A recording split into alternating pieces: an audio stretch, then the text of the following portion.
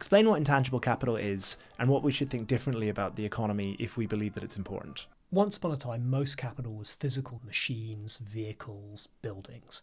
And over the last 40, 50 years, that has been gradually changing so that more and more of the capital that we invest in is stuff that you can't feel or touch. That changes in some ways how the economy works because intangible capital is kind of different from tangible capital. Firstly, it's scalable. And as you can imagine, that leads to huge benefits. You're going to get larger businesses. There's going to be a natural tendency for businesses to be large. The second thing is that these intangible assets tend to have spillovers. If a business invests in some R&D or the design of a new product, it's very hard for them to keep all the benefits of that product to themselves. There's also the idea that these assets are particularly valuable when you combine them together.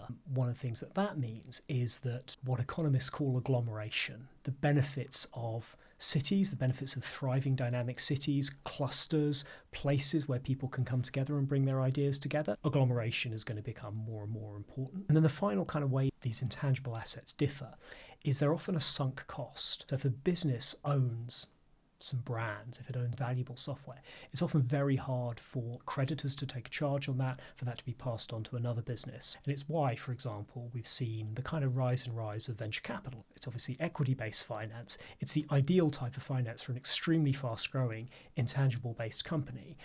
It's really a kind of a sign of the intangible economy.